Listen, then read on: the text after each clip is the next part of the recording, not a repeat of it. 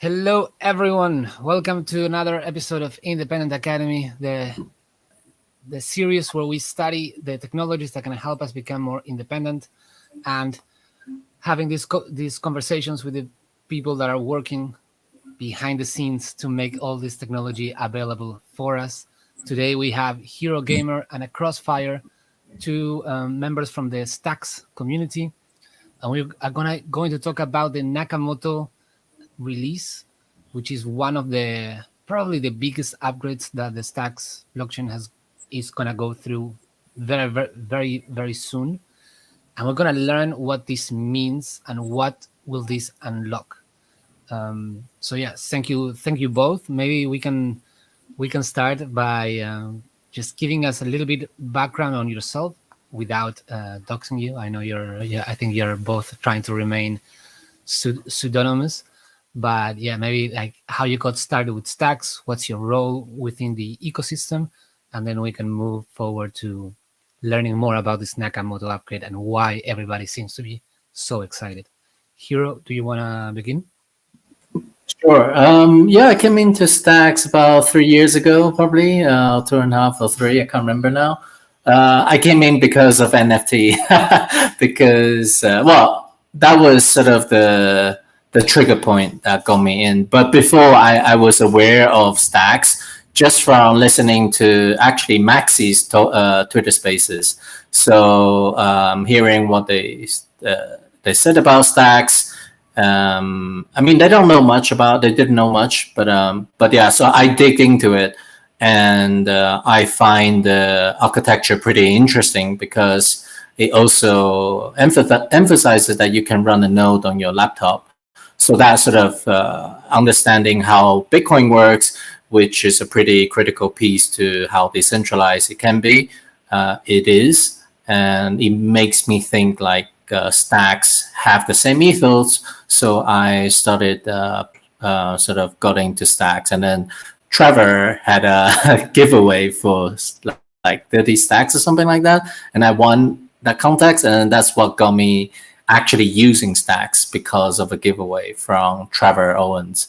Yeah, and then currently, since I've been exploring Stacks, I was just an average pleb or community member, and then started sort of helping other people out, and then discovered there's a governance call like on a weekly or bi-weekly basis. So I kept like just curious about that, and the developers they have like some kind of weekly open call. So I started getting to know the ecosystem deeper, and then eventually sort of led me to an opportunity where I can do some governance related work for the Stacks ecosystem, and which is what I'm doing now. So anything governance related, and also I manage a small grant right now, sort of a little bit piloting or experimenting with this, see where it can get to and how decentralized we can be.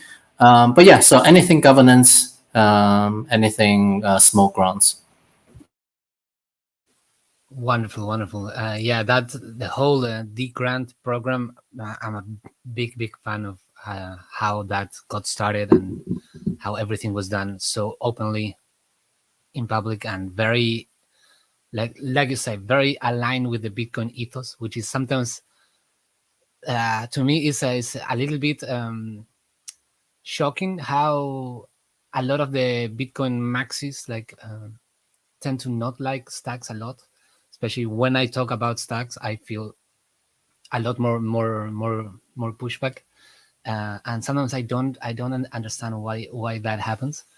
But it's one of those things. I think people just take a bit more time to wrap their minds and come around. But I'm hoping that things like the Nakamoto upgrade will help change people's minds. And I think as people get to understand more about Stacks as well, they will come around a bit more.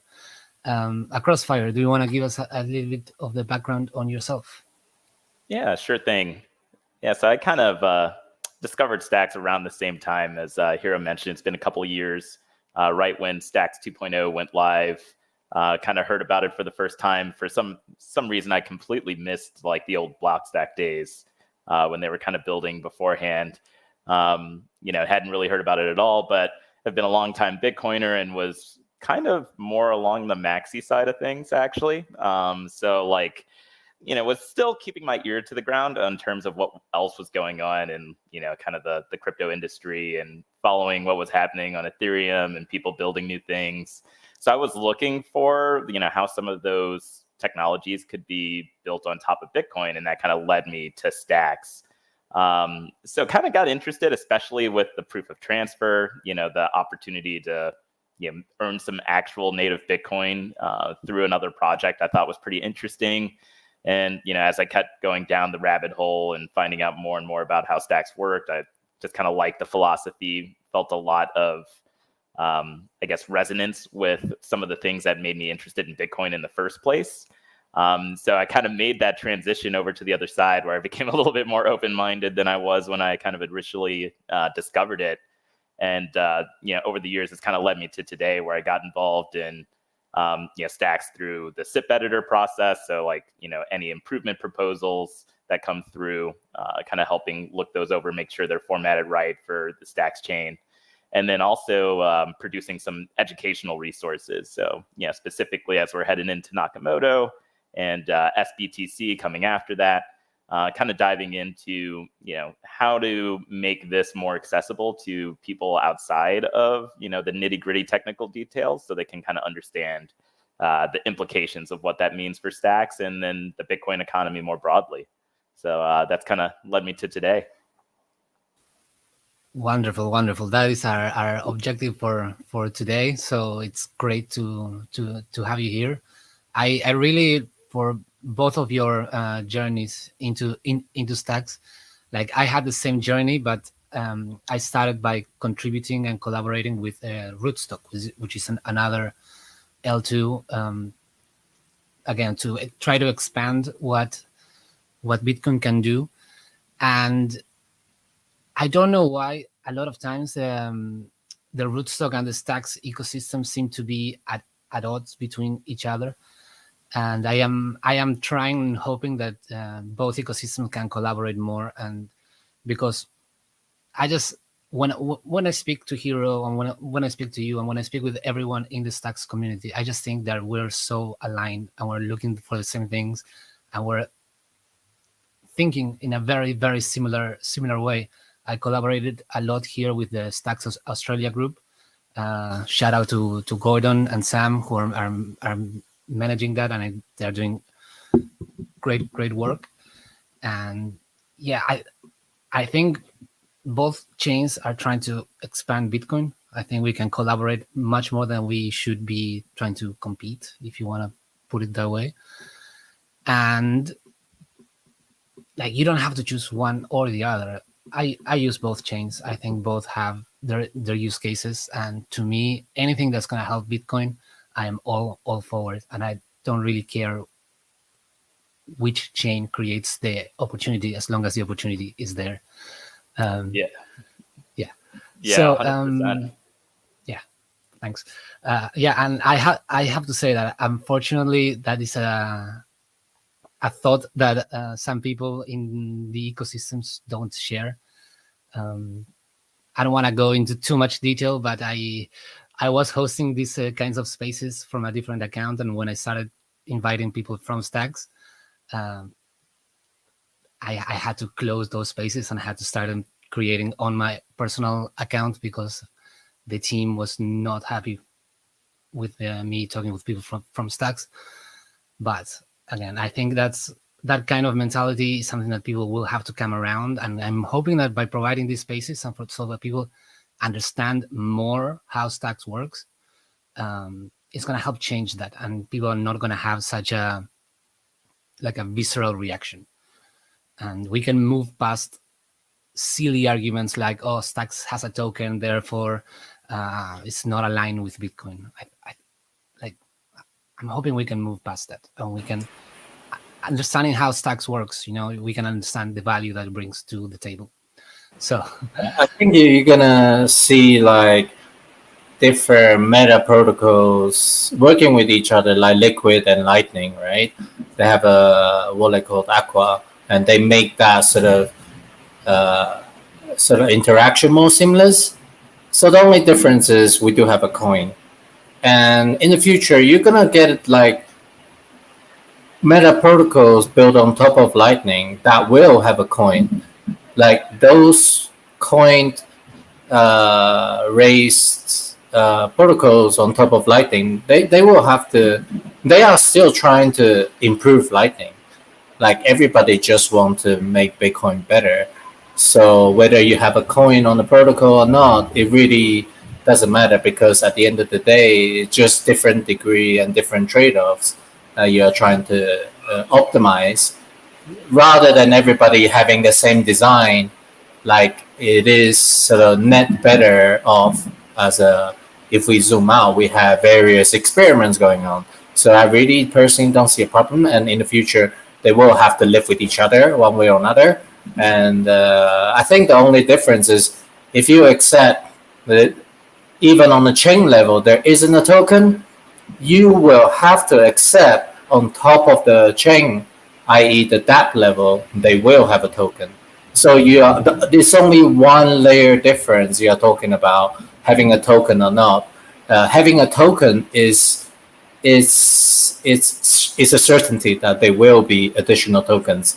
It's just on the base protocol or not on the base protocol. So I really see super minor differences. I mean, Uniswap it's a dApp on top of Ethereum, but their market cap is bigger than a lot of the chains, right?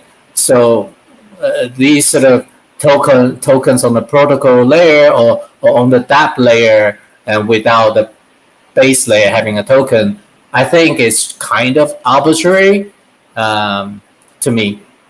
There isn't a sensible argument to say, oh, just because you have it on a protocol level, then it's bad. But on a dApp level, you're allowed, and Samsung Mao is allowed, but Liquid doesn't have a Liquid, you know, free floating price token against Bitcoin, so Liquid is more kosher. It doesn't make sense if you accept there will be so many tokens launched on top of Liquid. Yeah, I think it's a good point that a lot of these ecosystems I think could do a lot to work a little bit better together. Yeah, at the end of the day, we're all trying to make Bitcoin better, and by a lot of people's definitions, almost everything outside of Lightning could be questionable in terms of how pure it is as an L2. So they all have their drawbacks or trade-offs that are made to be able to provide the functionality that they add. But there's some really good value adds in that, like both on the rootstock side, Liquid, Lightning, Stacks, all of them have certain capabilities and features that are good for end users. And as long as like we do a good job, like as a broader Bitcoin community of like just outlining, hey, these are the pros as well as the trade-offs or risks that go along with these protocols, users having that optionality, that freedom, I think really just aligns well with Bitcoin ethos when you really think about it. It's just one of those things that, for whatever tribal reasons or, PTSD from 2017 or whatever it may be, that's leading people to be, a little bit reactionary to these technologies. But, at the end of the day, we're all just trying to make Bitcoin better. And if we, kind of make good bridges and liquidity pools between the chains, I think we all get better, because then there's that optionality that users are presented with. Yes, definitely. I think the whole thing, like, just because you have a token, then we don't like your chain. I think it's like a very surface conversation, and you can go a lot deeper.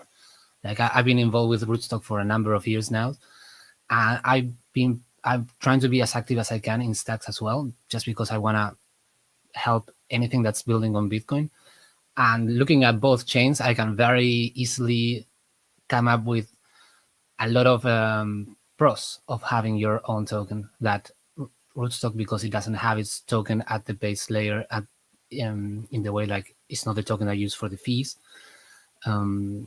There are some benefits of having your own token. So I am hoping over time we can have a more nuanced conversation, more like, okay, what are the trade-offs? When does it make sense? And I think a lot of times it does make sense. And I think for stacks, it makes a lot of sense to have your own token. And but yeah, that maybe that's a good topic for another spaces. Now let's get into the Nakamoto upgrade more specifically. So I don't know which one of you wants to begin by giving us a general overview. I am intended for these spaces to be able to be watched by people that are not very technical, just so that they can understand what it means, the possibilities of the new use cases that this could unlock, and yeah, just a high level to understand what this all means and why the community is so excited. Because I see the excitement. It's massive, and I want to understand better. Yeah. Yeah. Oh, go ahead, Hero.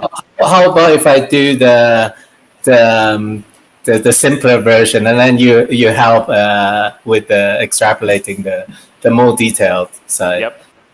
Yeah. So because I'm probably a lot closer to the users, so I'll probably speak like, how does it feel for an average person just using the chain, not from a developer perspective. So from a user's perspective, the key benefits you're gonna get is the top thing is the 5 second block time. And so in theory, you should be able to confirm your transaction somewhere around the 5 second mark. Depending how high the traffic is, you're gonna see perhaps realistically, I think, when it get past certain throughput, you will probably have to wait a little bit longer, but it will not be like the current current experience of where you have to wait for the next Bitcoin block in stacks. So, i.e., on average, could be 10 minutes. Average is around 10 minutes, but in reality, it's just an average of 10 minutes. You really don't know how long it will be. Could be the next 2 minutes. Could be the next 50 minutes, and it's pretty unpredictable. So this upgrade allows better predictability for your transaction, and it will be in the seconds. So that's obviously the biggest key upgrade. And I would say if you're already a user of Stacks, or even if you're not, basically transaction will be more stable and more reliable, i.e. when it's confirmed, but it's not gonna just like becomes like some sort of rewind or other old stuff like that. And another really key stuff is if you are already doing stacking, i.e. putting your SDX, locking it up and earning Bitcoin, native Bitcoin yield or reward, you should see your reward percentage go up, APR go up in theory, because we are doing certain efforts to mitigate closing some loopholes that the Stacks miner is doing right now. And that term is MEV, miner extractable value. So we are trying to close that loophole. And the other big thing is the Bitcoin finality. So you can't go and revert Stacks history once past 2 Bitcoin blocks, basically. But Across can go in detail about that. And then the other big thing is it sets up like the network to be prepared for SBTC. So putting in certain fundamental blocks, i.e. the stackers will become a person to validate the miners' work. Historically, just miners doing themselves. There's no like checkers on the other end to say this is okay. So the stackers who lock their SCX now will become a validator, which is a pretty big deal. So to summarize, the 5 second block, transaction stability, MEV, mitigation, i.e. higher Bitcoin yield, Bitcoin finality, and stackers become a key part of the consensus. So yeah, maybe Across you wanna Taigong? Yeah, no, that was I think that was a perfect kind of high level overview of the main features. Really, I think of it as Stacks is going to work more or less from a user experience the exact same as it did before, but it's going to be way faster and way more reliable. And really that comes down to re-architecting some of the things under the hood that are happening for transactions to actually get confirmed, and that comes from taking the stackers from being more of just a passive role, where before they were just stacking their stacks and earning Bitcoin yield, but they weren't necessarily doing active participation in consensus. I mean, very loosely, they were essentially kind of dictating what the canonical chain was, if you will. But at the end of the day, there wasn't a lot of real strong protocol enforcement the stackers were doing. But now the stackers will be running nodes and actually, essentially contributing their votes as to whether or not a transaction or a certain block is valid. And that really does a lot in terms of keeping the miners in check. So now we can give them some additional responsibilities. So that's what allows those 5-second blocks. They can, instead of just producing one block for one Bitcoin block and having to wait 10 minutes, we can let them have essentially a time where they're able to produce blocks every 5 seconds or so. And the stackers then have the ability to look at those and with 70% consensus say, hey, like this looks like a valid block. I'm going to go ahead and prove it. And it prevents the chain from having those faster blocks be able to unwind. The stackers, with all of their capital at stake, using that token are able to essentially enforce that. And so that gives us that boost, and it'll also be really important when we get to SBTC, as Hiro mentioned, to be able to make sure that that system stays secure as well. We have these two different parties, essentially, the miners and the signers, able to work together to make sure we get an overall safe solution with faster speeds than what Bitcoin by itself can provide. That is fascinating. Yesterday I just published a tweet talking about, because building on Bitcoin is such a huge narrative right now. There's a lot of interest coming back to Bitcoin, which I love. But I've been watching a lot of the people that are building this new stuff on Bitcoin, and my take is that you can't just grab something that already exists, just put the Bitcoin logo on top of it, and just expect that people are going to find it valuable and are going to come to your product. And the thing that to me is like, if you look at what people actually want, is like they want the product not to have this Bitcoin alignment, but they want the product to be faster, cheaper, and they want more incentives to use it. And what I'm hearing from this tax new upgrade is like, we're going to be faster, we're going to be cheaper, and if you're a stacker, you're gonna have more incentives because of the MEV mitigation, the new added roles that you just described, and the possibility of keep earning Bitcoin from doing that. So for me, as a general user, I love that. I love that the focus now is to actually make the product better as a product and not just like over engineering it, which is what people tend to do in this space sometimes. Yeah, I think if you've been hearing Munib sort of space it lately, he also described it as, we also had to learn these lessons throughout the past few years, right? When Solana was live a few years ago, people were saying like, oh yeah, it's too centralized, maybe, eventually it will fail. But the market right now has proven that they gain some traction and people don't care as much. And Stacks originally focused so much on security that we want our block to match Bitcoin block 1-to-1. And that's the most secure you can get, because you are not like giving promises, like every block is settled.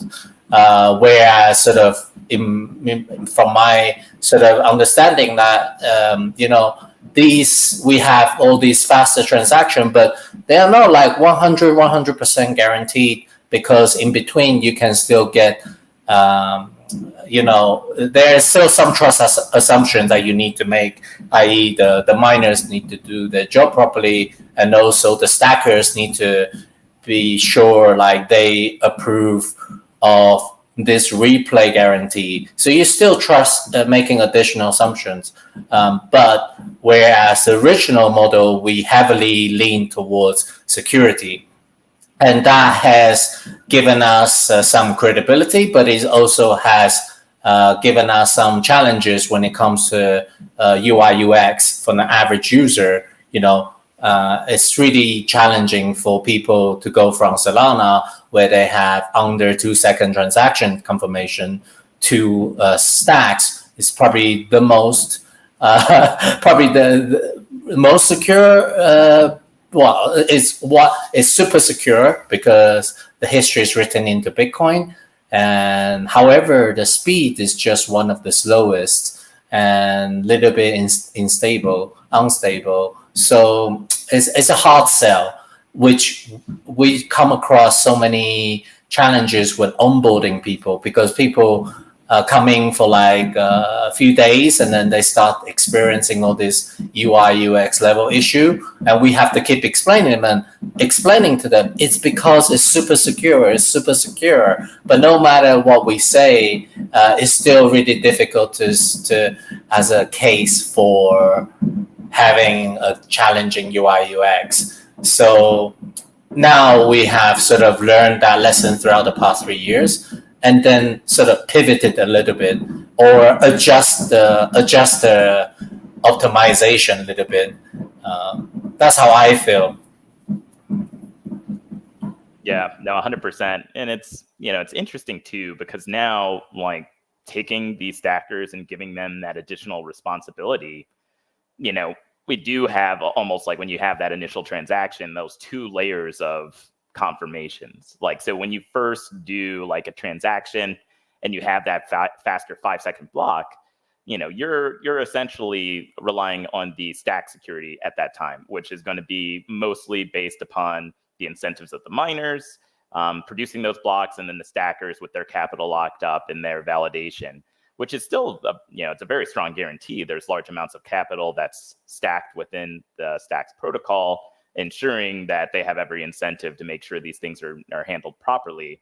But now, with the way that it's all orchestrated and essentially the dance that's happening between the miners and the stackers, after 2 Bitcoin blocks, it's still going to be written into that Bitcoin chain. So you still do get that, immutability of your transactions once it does get written into Bitcoin like that. But you have that faster ability to, when you're just trying to do some swaps in DeFi and go through a series of transactions, now you don't have that pain of like, hey, I have 5 transactions to do. This is going to take me an hour to get my transactions done at a minimum, right? It might take longer than that. So now you can actually get that done. It's not quite as strong as a Bitcoin L1 confirmation as soon as you get that transaction confirmation, but it's pretty good. It's good. And then once you do get that Bitcoin confirmation, now you have those finality guarantees that you like to see from Bitcoin, where it's not going to be reversed or reorged with the full incentives that come from the Bitcoin L1 chain. Yeah, so I guess from a Bitcoin node perspective, because it doesn't recognize like stacks. So from a Bitcoin perspective, it's relying on some off-chain consensus algorithm to ensure those in-between blocks, right, across. Yep.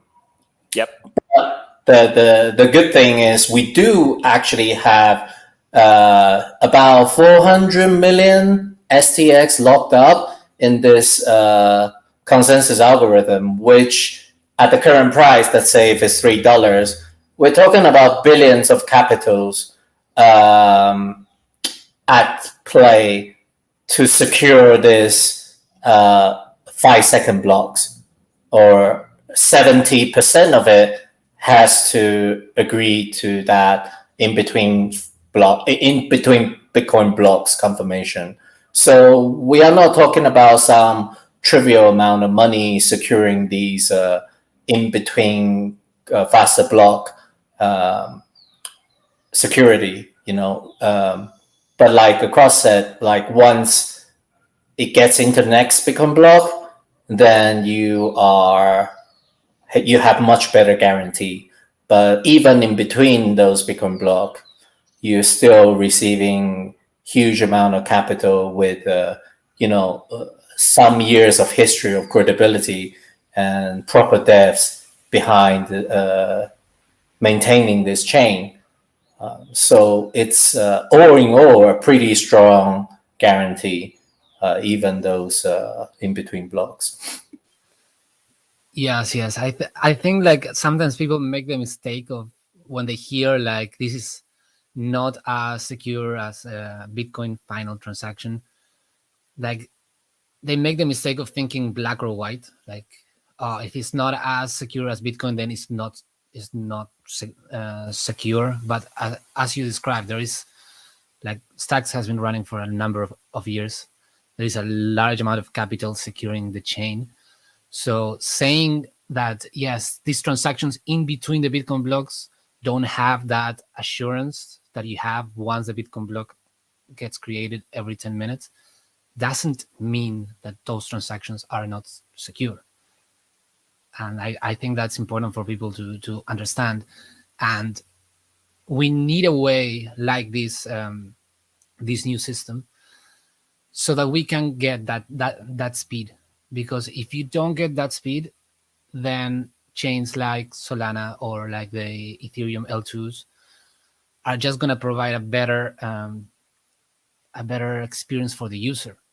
And then yeah, you might have this amazing chain that is super secure and it's amazing from an engineer standpoint, but if the users are not there, then it's a bit like what's the point of Yeah, creating that chain, you know? agree. And then just to add a little bit, the business development sort of team, there isn't actually an official Stacks team, but Stacks Foundation does hire some people to help business development. And talking about this in between Bitcoin block security, it's not just random people like myself or other people who are securing the network with signing. It's actually some bigger players. So we actually this week, I don't know if you're aware. So there's a few announcements of like actual signers, but basically these signers are the one securing the capital, the secure. They checks the validity of what the miners produce, and these people are famous people like Luxor Mining, Luxor Technology, Block Daemon, even Near Protocol has come on board to be one of the signers. Or Restaking, I believe, is another one which is pretty big, and also I think it's called Lagoon Nodes or something like that, based in Switzerland. So what's happening is, in order to give it even better reassurance, like the credibility of the security, what the ecosystem has done is they've gone out and tried to make sure we have credible people behind this sort of coordination scheme, if you like. But what's unique about this is not like Liquid, where it's a federation where you cannot go in and out of the signer federation, if you like. It's actually permissionless. So if you want to become a company and want to join these permissionless federation, if you like, well, it's not even federation, just this permissionless signer, you can also jump in and out of that. So it makes it pretty unique, where you can have at launch a bunch of really credible signers securing the consensus, and therefore securing the consensus means your transaction is in theory more secure. But yeah, you are also having the ability to permissionlessly join that group of signers should you want to become a signer in the future. So I think it's as long as you have certain amount of SCX, you can become a signer, run a node, and join that security group of people. Yeah, and that permissionless nature is, pretty essential, especially now that, with the signers, we do have it where it's essential that they can have a 70% vote before any transactions are considered valid. And that's like trying to strike the right balance between you don't want it to be where it's a 100% vote because, if you needed that, then just one person can come up and start sabotaging things just by saying, no, I'm going to withhold my vote and I don't want these transactions to go through and can cause issues. But you also don't want it to be low where, a few whales can come together and, collude to essentially get over that 70% threshold. So finding that balance, as well as having some of those bigger players that we know are, trusted somewhat entities within the ecosystem, helps provide that ability for, individual users to know that they can join in at any time and be part of that overall consensus vote. But it's also not going to be something where we have to worry about there being any players that are too big that they decide to sabotage and kind of reach some kind of unhappy minority with that 30% that causes problems either. Yeah, that is super interesting, and I'm glad you clarified that the permissionless nature to become one of the signers. That is huge. That again, that shows how aligned Stacks blockchain is with the Bitcoin original ethos. So, hoping that people will come to understand the value proposition that Stacks has in the ecosystem. And I wanted to start asking about this SBTC, which is one of the things that the Nakamoto upgrade is going to allow. Now, if I understand correctly, the SBTC is not gonna happen as soon as the voting ends and the upgrade occurs. And it's gonna come a bit later down the line. But I am very interested in understanding what this is going to mean for the chain and the use cases that people will be able to take advantage of. Yeah. So with SBTC, it's really like the updates that are part of the Nakamoto upgrade are kind of baseline foundational for the technological implementation of SBTC. And it's going to have a lot of similar thresholds as what we were just talking about for validating blocks on the Stacks L1.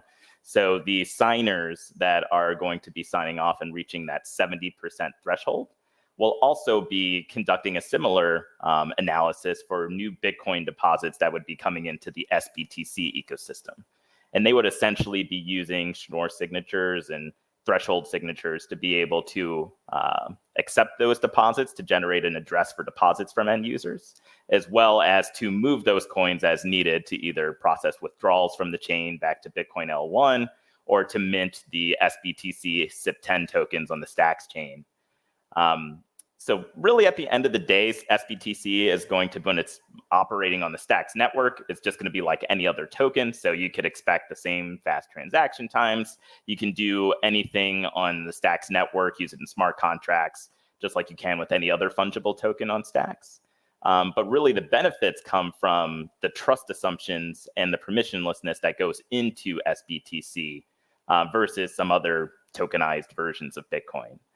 Because today we have XBTC on Stacks, which is similar to WBTC on like Ethereum, as people might be familiar with, where there's a centralized custodian that essentially takes all of the Bitcoin deposits and they mint just a SIP10 token representation of that Bitcoin that they have within their vaults.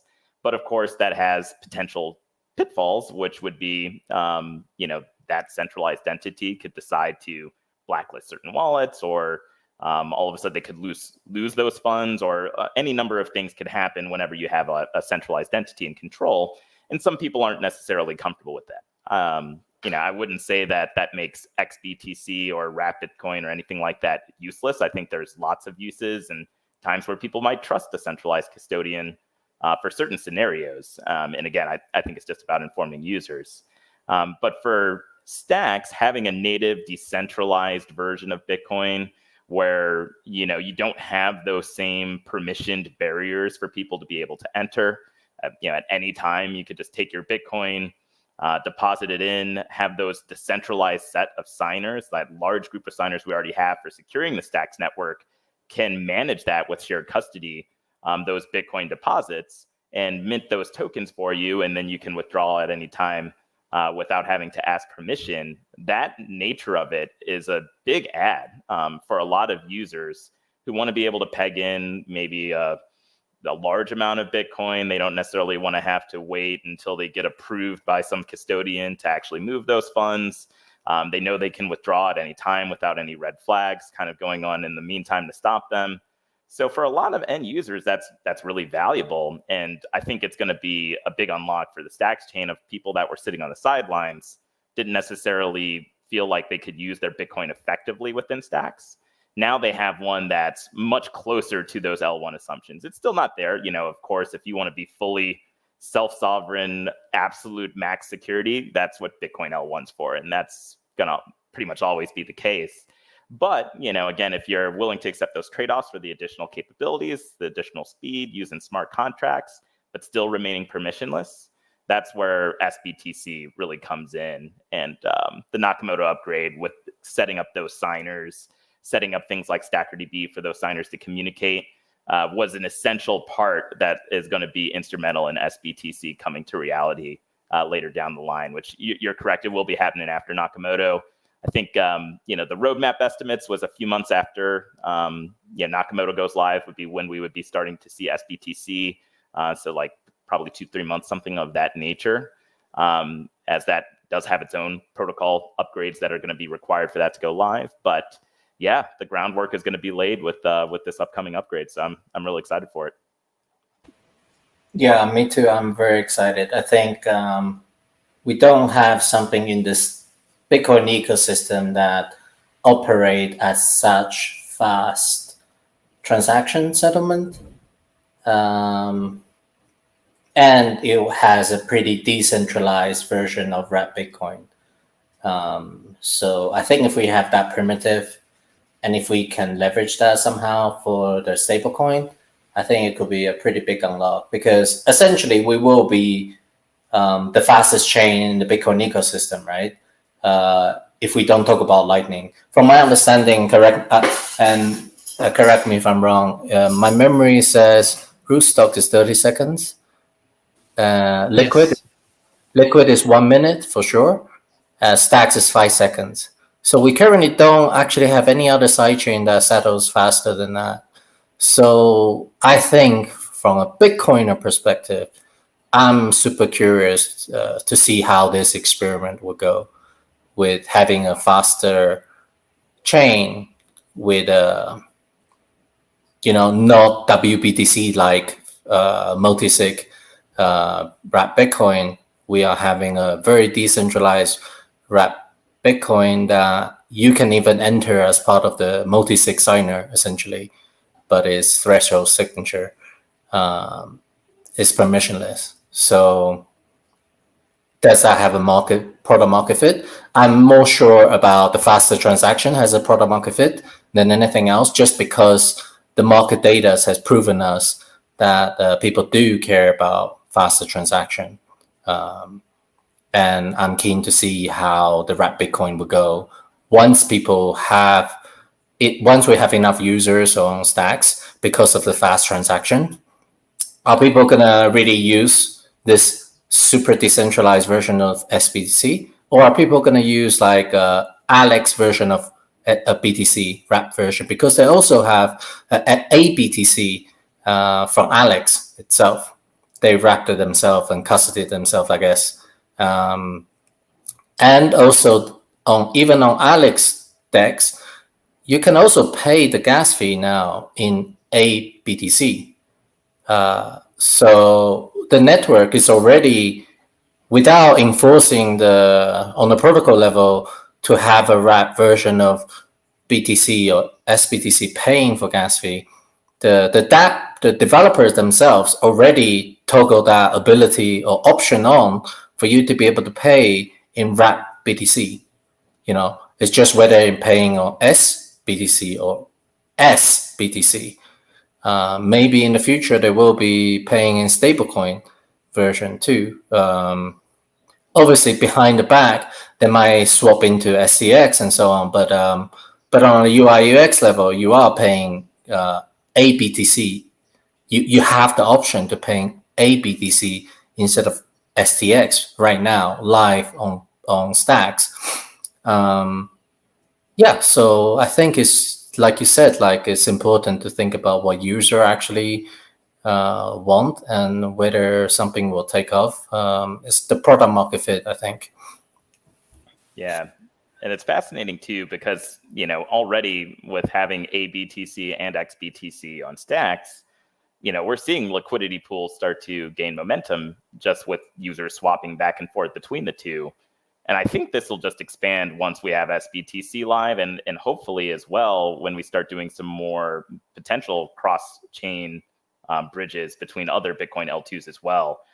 All of these versions of Bitcoins, they have their various pros and cons. And then they also have their own unique apps as well that they might be supported on. So like if you want to make big use on Alex, probably makes sense to have ABTC. Right now XBTC is supported on Arcadico. You can imagine there would potentially be someone trying to hop over to Rootstock and take out a loan on Zero or something of that nature too. So like if you could see there being like, some good liquidity bridge between, SBTC and RBTC and things of that nature, I think it's going to make the ecosystem grow just a lot, because then all of a sudden, all of these DeFi users on one chain can kind of become DeFi users of all of them, and kind of help build the use case of Bitcoin just being a unit of account or currency for all of these users. Yeah, that would be incredible, seeing both chains start to allow for more interoperability and for you as a user to be able to quickly jump from one to the other to take advantage of each. For like I always see that blockchains are optimized for certain use cases, so the more you can leverage the different chains for specific use cases, the better. I am very excited for Stacks to get this SBDC going. One of the main drivers for me to enter into Rootstock was the RBDC, just because I find it, I trust it a lot more than wrapped BTC. And as you say, across Fire, there is a use case for wrapped BTC, and I am not someone that's just gonna say like wrapped BTC it's terrible.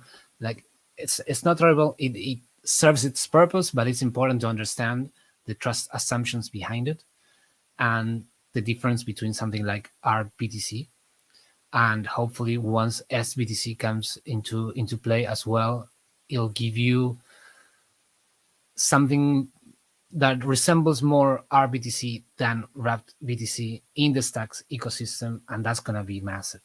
And for what I understand, one of the revolutionary things of the SBTC would be the ability to peg out of Stacks in a much more trustless way. Because if you look at RBTC right now, to peg in is trustless.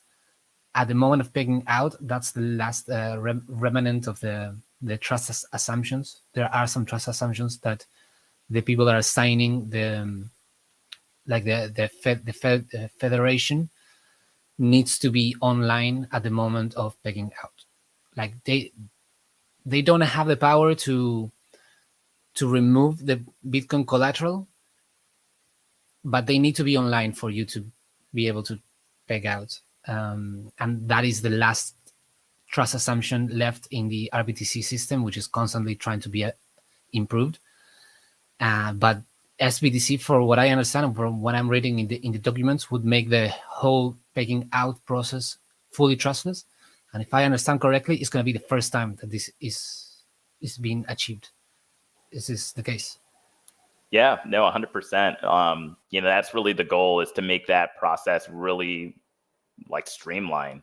And it's just a matter of, you'll have to send in your Bitcoin. You'll obviously have to wait for a confirmation, for it to be received by those signers. But, you're going to be having your SBTC in a matter of a couple blocks. And then it's going to be the same in the reverse when you decide to peg out. It's just going to be just as smooth of a process.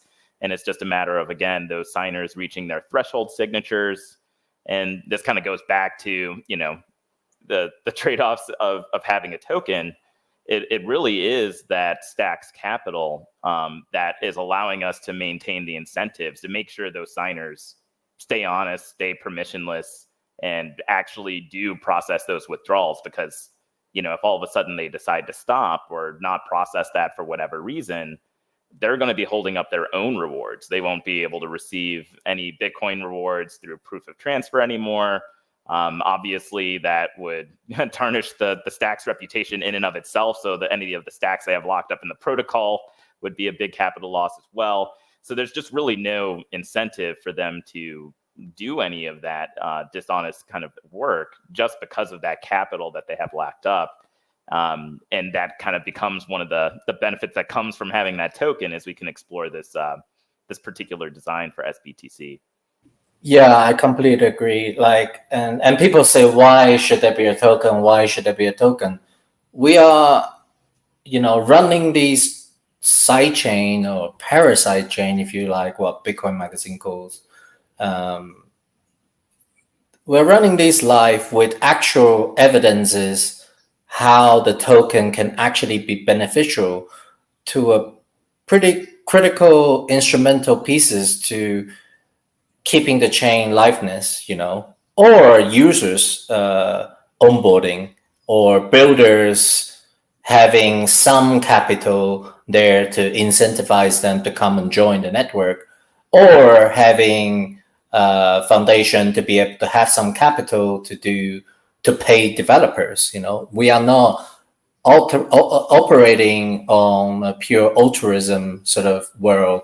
And even if, as much as I love the ethos, and if we apply it to Stacks, would Stacks be more successful without a token or with a token? Let's say 3 years ago or 5 years ago. Let's play this out however many times you want. In my opinion, whether it's from looking at number of users or how secure the chain is, that what we just talked about, no matter how you play it back, with the token, in theory, is net better, and you will gain more developers, builders, users, and it was launched fairly. It went through the SEC qualified offering. It's the first. It wasn't just launched on some random DEX and then some huge whale accumulate the most pre-mine token. So it was done as ethically as it could be.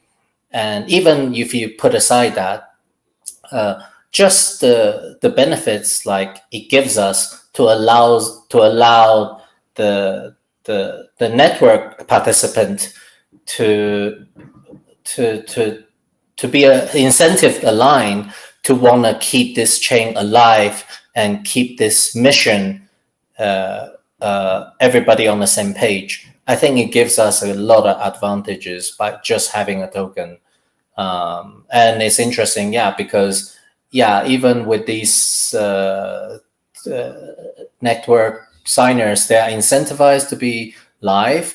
And also, like, if it's not live, I guess somebody could jump into this permissionless signers and trying to bring it back alive if it's down, because it's permissionless to join. So if you have enough Stacks that you never use, but you've accumulated a lot, and somehow the chain is down, I guess you could actually, in theory, gather some friends of yours and trying to bring that probability of chain being live back up. And developers have thought about it. Like, I think Crossfire, correct me if I'm wrong, but like there's many thoughts go into what happens if the liveness, like some signers are offline and they are sort of testing that scenario in testnet. But I'll pass it to across. So there's multiple kind of, I guess, aspects of preventing failure scenarios. So like for the first one, like if all of a sudden, signers were just refusing to sign blocks or something, we're not able to make it to that threshold of 70%. Essentially, the thing to keep in mind is just like it does today with the stacking cycles, the signers actually rotate in and out every stacking cycle. So like when you decide to stack your Stacks, you're going to be earning Bitcoin rewards for that cycle, which is generally around 2 weeks. And then, you can decide, okay, like I've earned my yield. I want to take my stacks and, I don't know, do something different with it now. And you decide to exit the stacking queue. You're no longer participating in that. You're not making Bitcoin yield. You still have your stacks. You can use it however you want.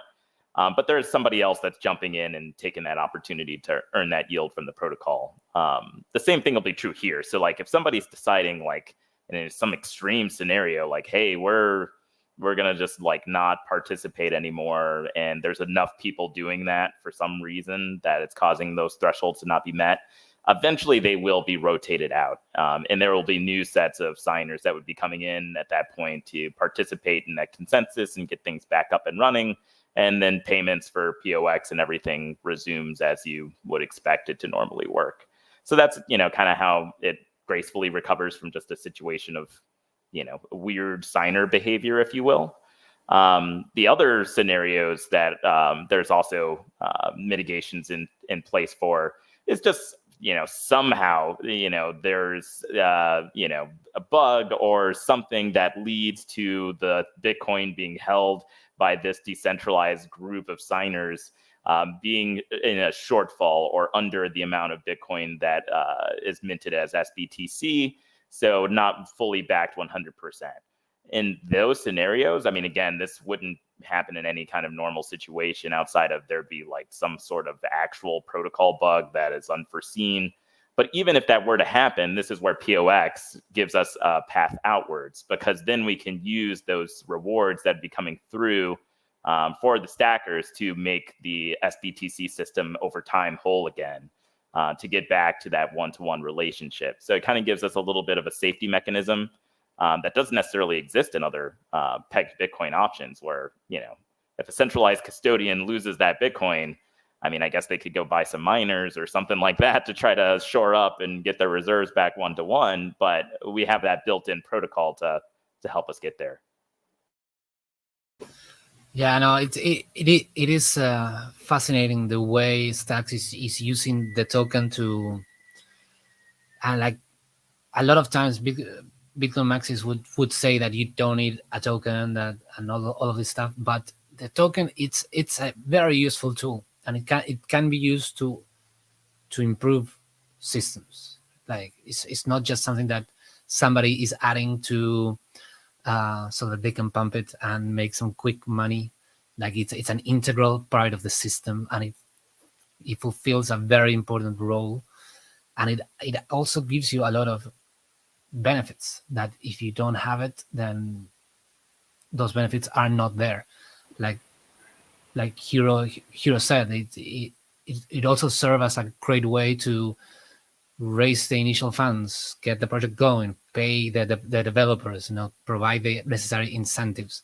If we go back to the beginning of the conversation, like people want a fast and cheap chain, and they also want the incentives to use it, and that's where a token plays a huge role. And all things being equal, if you have two protocols that work exactly the same and one has the token and the other one doesn't, the one that has the token has a big advantage, and it's more likely than not going to attract the users and the developers.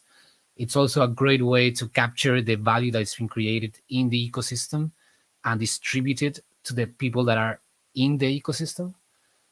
Whereas in something like Rootstock, that I personally, I love Rootstock, I love Stacks. I'm not trying to say one is better than the other, but what I do notice is that all the activity in the Rootstock blockchain, the value accrues to Bitcoin, and that is great. But at the same time, it's also like we are producing all this value, and there's a lot of people that are not participating in the Rootstock economy, and they are getting part of that value. Like the value gets distributed to all Bitcoin holders, regardless of they are participating in our ecosystem or not. And something like the SCX in Stacks allows for some of the value to be captured and distributed to the people that are in Stacks. And I think that is a powerful tool for community building. Yeah, I agree. And just to elaborate on that point, we actually recently on a zip editor call with the Crossfire, we were like brainstorming stuff because having SCX already gives us the value accrued back to us. But actually, we're trying to actively think how we can give back to Bitcoin, if you like. And we have this during our consensus phase. We actually have a lot of burned Bitcoin. Well, not some, but it accumulates to a lot over time. And we were discussing, instead of this being burned, can we use that for paying layer one miners or paying developers? Like, Stacks is very much not just about, sucking values out of Bitcoin. Like a lot of us are just Bitcoiners, and we are thinking, how can we give back to the Bitcoin developer community? Yeah. Yeah, no, 100%. And I think, it's one of those things where it's an interesting relationship with Stacks too, since a lot of the design really came out of the goal of not affecting the Bitcoin L1 or requiring some change on the Bitcoin L1 for Stacks to flourish. It really kind of took a design to just be like, hey, how can we build this, add some additional functionality, but the Bitcoin L1 can stay the L1 the way it is. There's no new opcodes that are needed. There's, we can still just kind of take it as far as we can, with this additional chain that kind of just interacts with the Bitcoin L1.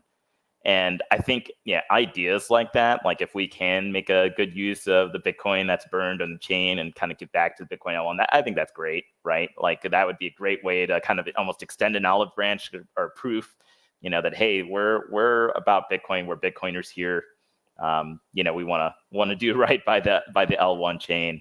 And obviously everyone in Stacks knows that, but it's not necessarily obvious, I think, to those outside of it. And also like back to the having a token or not, I think Maxi just need to, on the surface, black and white, I get it. Even I'm a little bit Maxi sometimes, and I don't like all these random coins. But if it actually serves a good purpose done correctly, you don't need to take too long to understand. Just on the surface, black and white is a shitcoin, okay. But if you just like lift the hood and study for like 5 minutes to half an hour, you start to discover all these little nuances that we are talking about today, and to understand why big Stacks has a pretty good purpose. I'm not saying it has to be done this way. It has to have a token. But if you look anecdotally, of the chain that don't or do have tokens, it does seem like Stacks does offer additional attractions. But not only this, it serves as a really good experiment for Bitcoin layer one, because you have this protocol that doesn't require any change. You can start to let this experiment play out to see how far we can take with a token like a token chain like us versus other non-token chain, and what are the trade-offs. So from a Bitcoin economy perspective, having multiple experimentation running alongside each other, one's with the Lightning, unilateral, self-sovereign, one is with this account model, not UTXO model as a meta protocol. I think it's super healthy for these experiments to be running on top of Bitcoin. Maybe you don't call it on top, but maybe for or around Bitcoin, whatever phrase you want to take. And then it also serves as good sort of data science perspective. Like we saw F2 Pool trying to, already doing it today, extracting values from us, like doing MEV on layer one, because they are a Bitcoin miner and a Stacks miner, and they are excluding other people's transactions. And it's happening right now as we speak.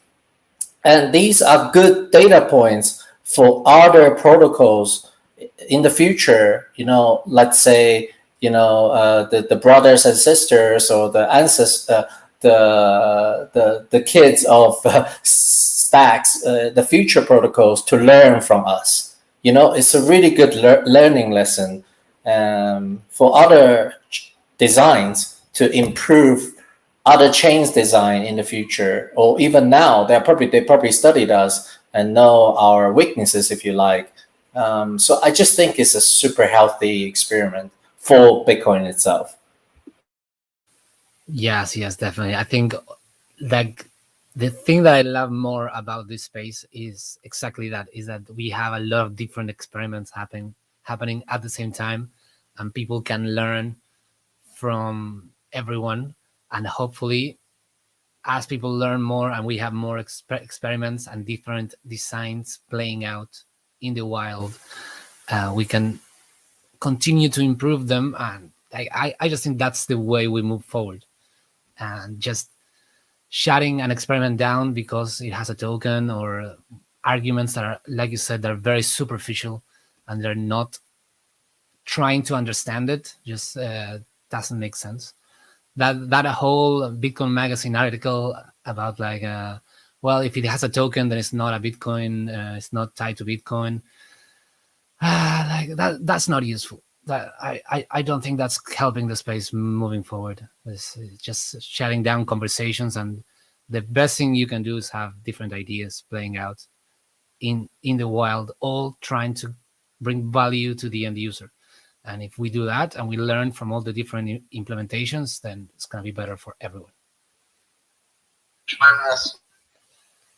I think the lucky thing is it's permissionless to build around Bitcoin. I'm not going to say own because it might trigger some people, but let's say build around Bitcoin. It's permissionless. So we are going to do what we can do, what is within the parameters of the Bitcoin consensus. We are not asking for any changes. We're doing the best we can do outside of those Bitcoin consensus. So experiment will keep happening no matter what the maxis say. And what's interesting is I really don't think these terminology matter in the grand scheme of things, because at the end of the day, what really will give us the voice is how much adoption any protocol can bring to the table. Like, you can be as pure as you want. Liquid, that's called as the layer 2. And even if Liquid has unilateral withdrawal ability, okay, and it's the most kosher it can be and super fast. But if it has no users,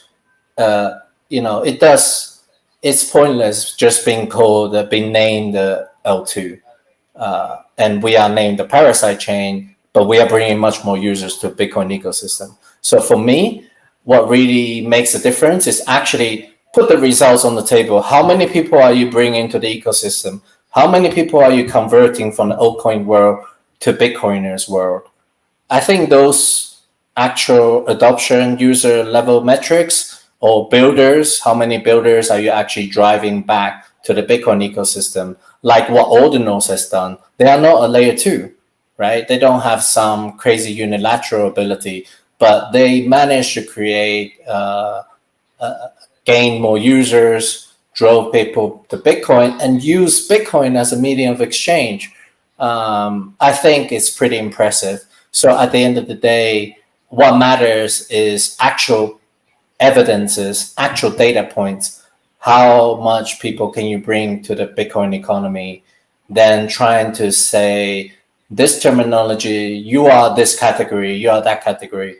Whatever category you want to be, doesn't matter. If you can bring people to Bitcoin and help people to be self-sovereign and use Bitcoin, I think that's the most important. If Stacks can bring people onto this account model, of wrap Bitcoin, and then shuffle people into Lightning to be self-sovereign, owning their own UTXOs, right? Or shared UTXO with whatever covenants coming up, then we've done our job with the token, driving people to Lightning to be even more next level self-sovereign.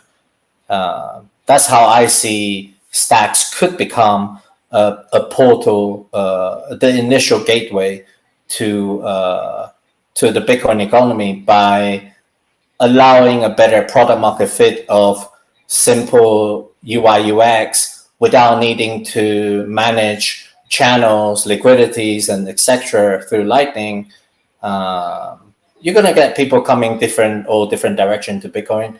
But if we can be part of that highway to drive people here, and then connect to other highways, that's how I see stacks can contribute to the Bitcoin network.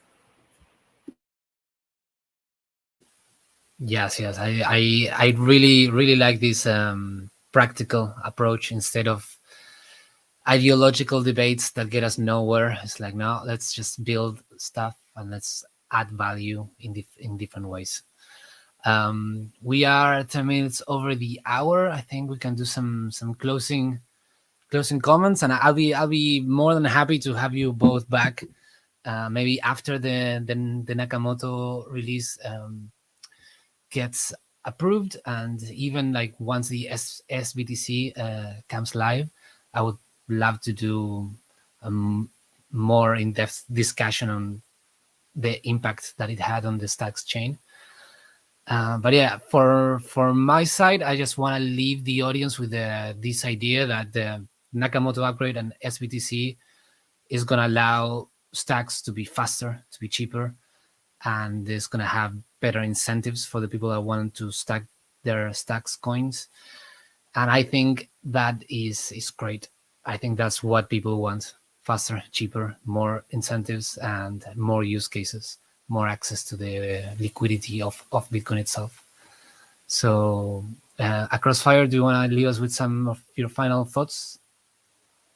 Yeah, so final thoughts for those out there listening live. The vote for Nakamoto is still live. So for those who are part of the Stacks ecosystem and haven't had a chance to go out and vote, definitely do so. There's lots of educational materials too.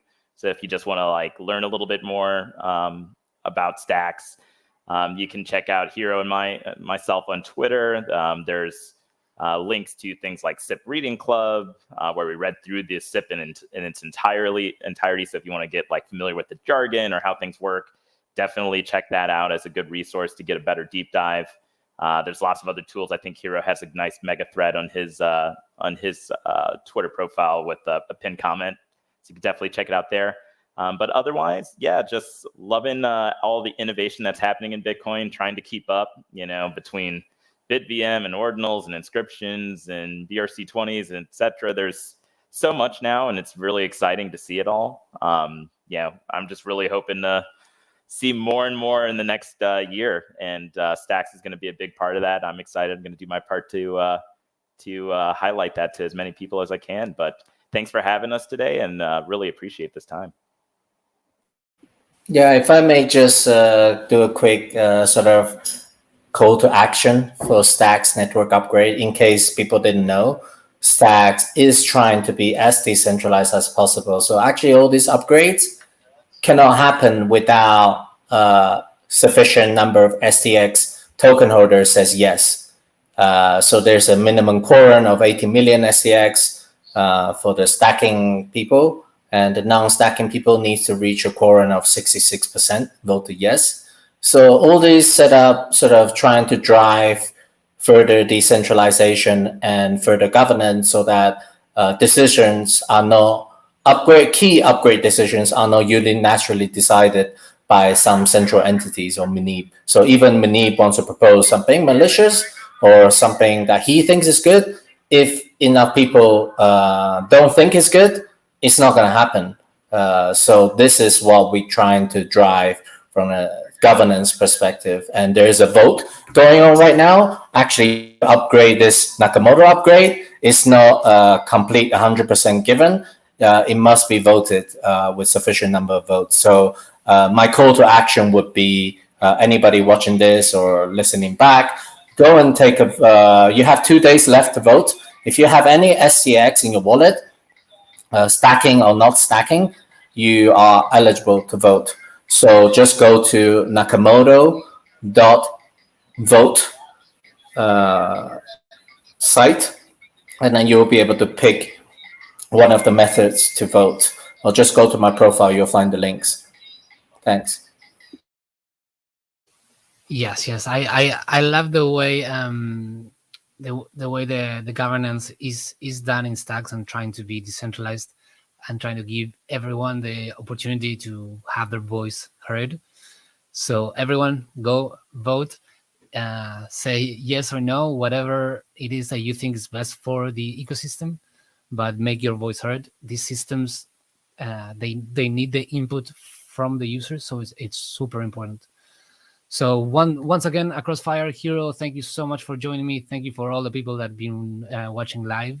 I think this has been, I'm looking at the numbers now, it has been so far the one where the most people join during the live session. Usually we have more viewers after, but that it shows the excitement that there is around this particular upgrade for Stacks and for the entire Bitcoin ecosystem, because if it works, it's going to benefit all the Bitcoin ecosystem, not just Stacks. So thank you all, and I'll be interviewing someone else in a different part of the Bitcoin ecosystem next week. So join us and let's keep learning. Like Across Fire said, there's so much stuff happening now. It's hard to catch up. It's super exciting time to be involved in the Bitcoin space. And yeah, thank you, Hero. Thank you, Across Fire. And let's see what happens in the next couple of days with this voting. And everybody that hasn't voted yet, go vote. We just posted the link in the comments. So thank you. I'll see you next time. Thank you, Thomas. Yeah, thank you so